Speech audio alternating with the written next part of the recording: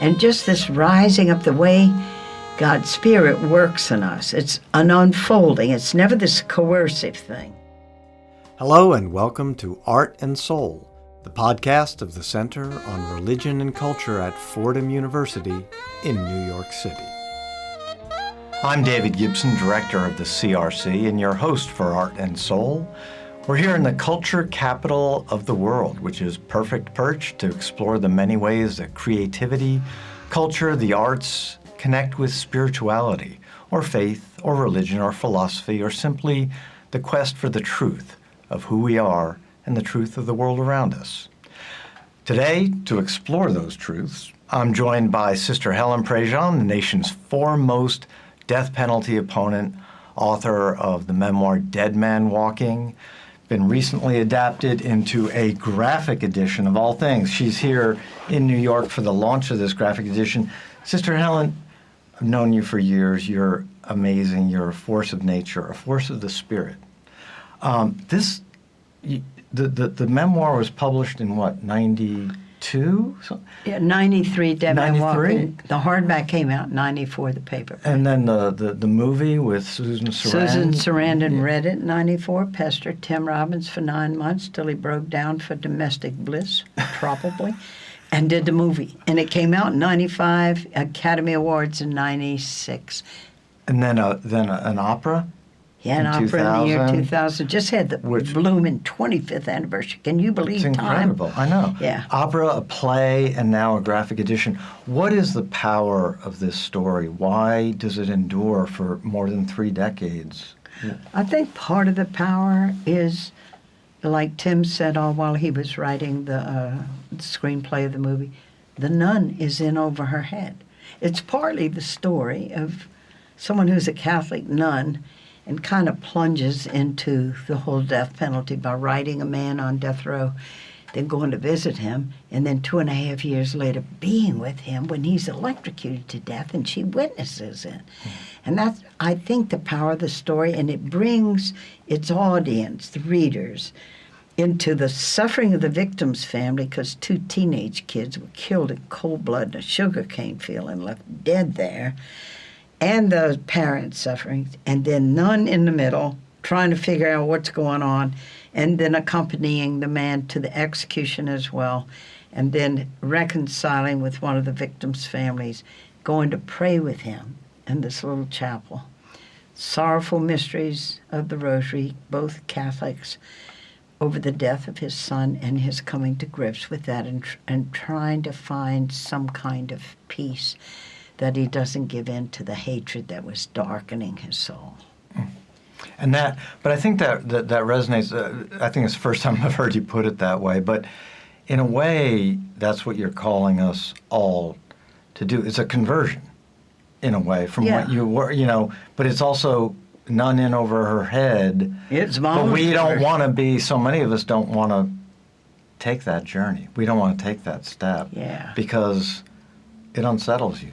Yeah, but we want to concentrate on the positive part of our souls that wants to take that step.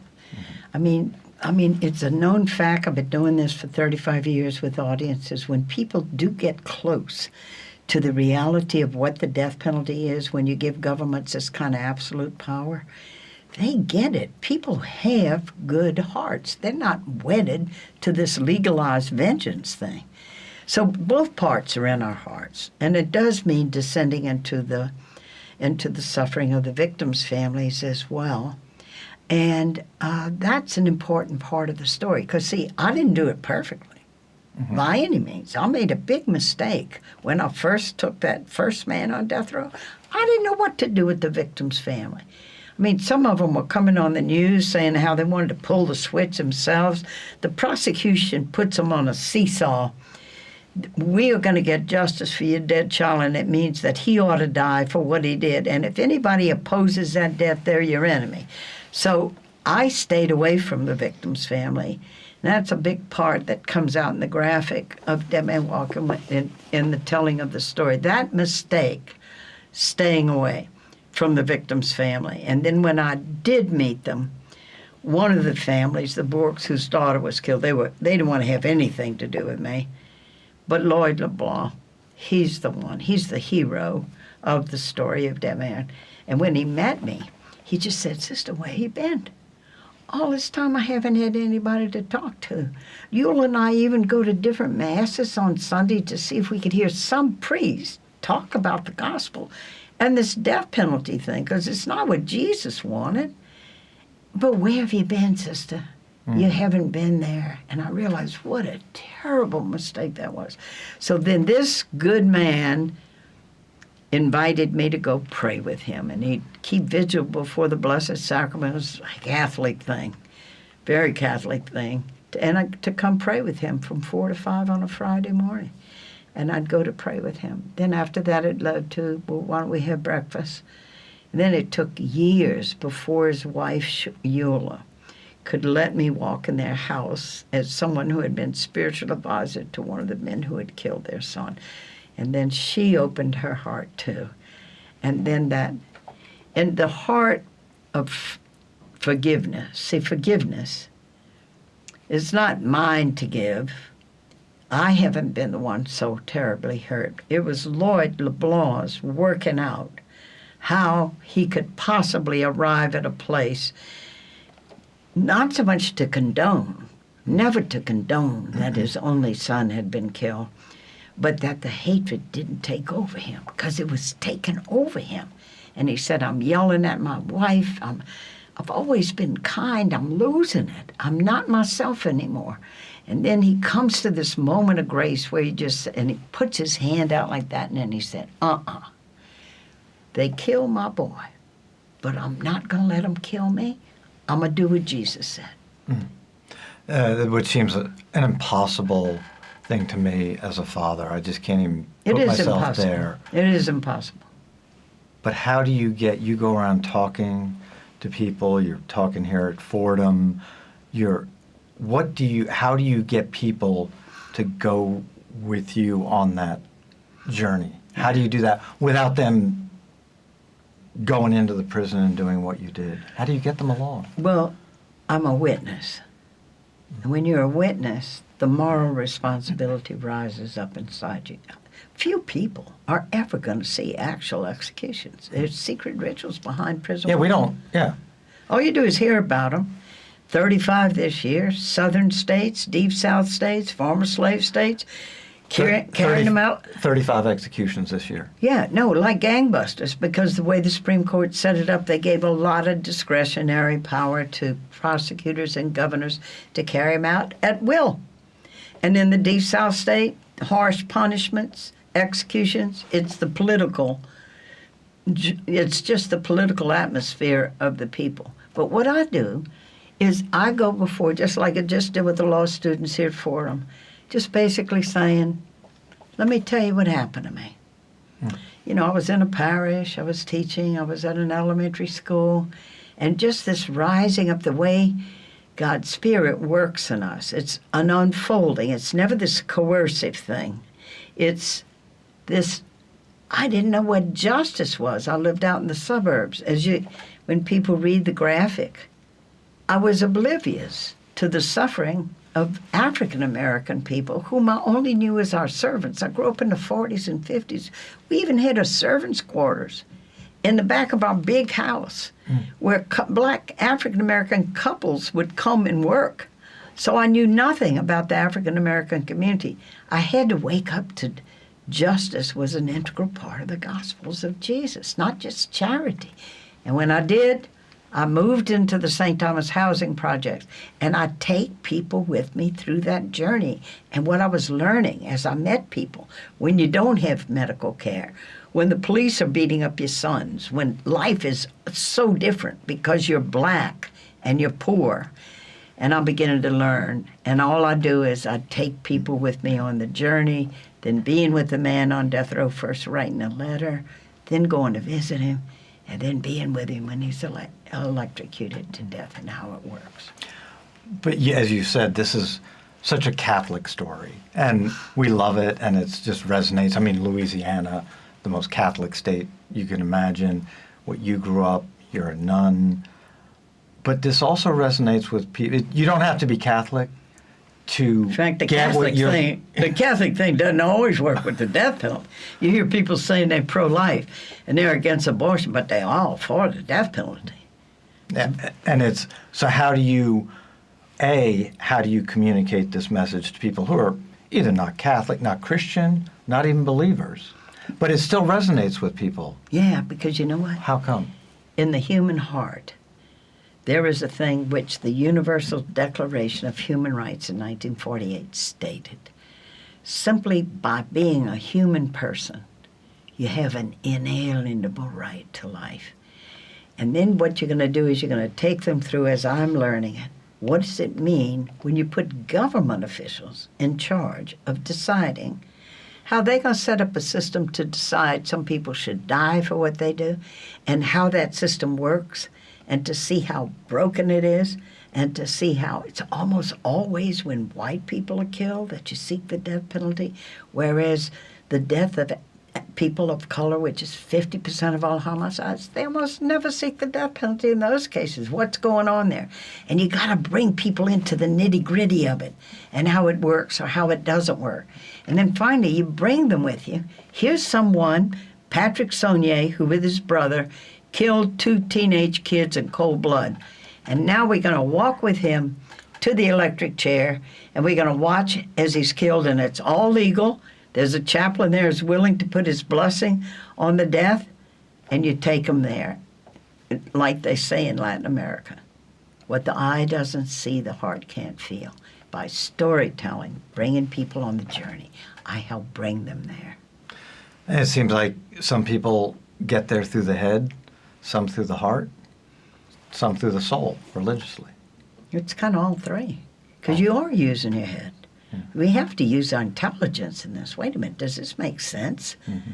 I mean, we can barely trust the government to get the daggone potholes filled, and we're going to put them in charge of a system to decide that some citizens ought to be killed for what they do. And then you look at what the Supreme Court has done and what it's set up. You got to use your head, too. Mm-hmm.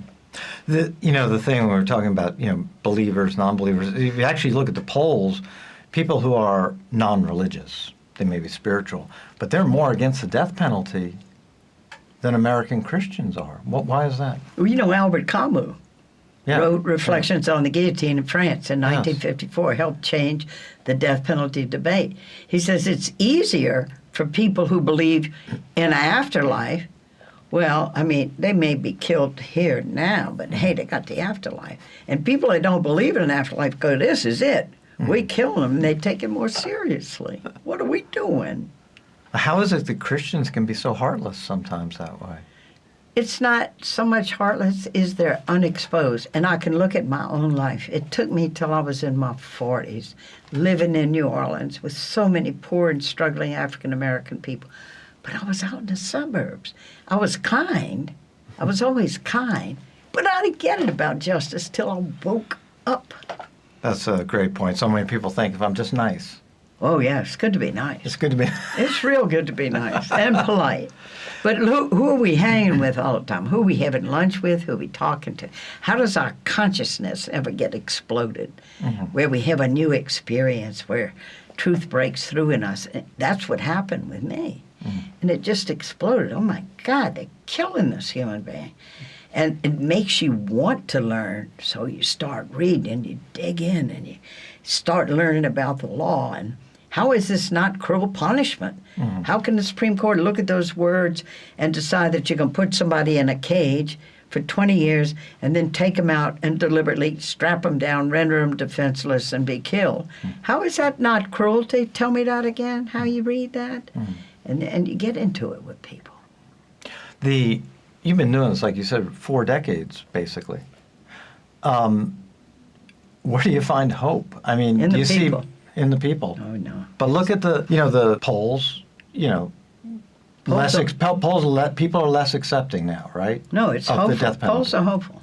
In fact, it just came out that when people in the question about the death penalty are asked the alternative, and you can be safe, they're going to be in prison, over 50% of them say that they support life. And juries more and more support life. I mean, there was just a case not too long ago where a person is supposed to be the worst of the worst, right? Mm-hmm. It's pretty fuzzy when you start looking at worse and worse. A person who kills 17 people, severely injured 14 others, some of them critically. The jury went behind closed doors to decide death or life. Surely this is the worst of the worst. And decided on life. How does that happen? Have you seen this change since you started? Have you seen- Oh, no, I can see it. And I can see it in audiences. Thurgood Marshall, we have the Marshall hypothesis, the Marshall mandate. Thurgood Marshall, first African-American on the Supreme Court, said, people say they support the death penalty, but they don't know much about it. Bring them close to it, and they'll get it. And that's what we've been doing. Lawyers are my heroes. These people that get in there with people to try to save their lives, to stand for human rights, that their clients shouldn't be killed. They are my heroes in a lot of ways. And so that's where I've really learned about the laws, through them. But you also have a growing number of executions. And horrible, I mean, the means of execution, I mean, you've been there. People, it's out of sight, out of mind, and people think it's fast, right? Right. I mean, they have so masked death. First of all, it's behind prison walls. They keep the curtain closed all while they're preparing a person for execution. It's a soundproof. They have a plexiglass up there so that witnesses can't hear anything. Like with poor Dobie, this first person in my book, Death of Innocence. He had an IQ of 65, African-American man, railroaded through his trial, and he was scared to death of needles. And it took him 30-something minutes to find a vein. Another part of the horrendousness of it is they want to have two sites to make sure in case there's a glitch. They don't want to have a glitch. So they had to find two sites on Dobie, tried his arms, tried his leg, finally put the needle in his neck. Witnesses see none of this.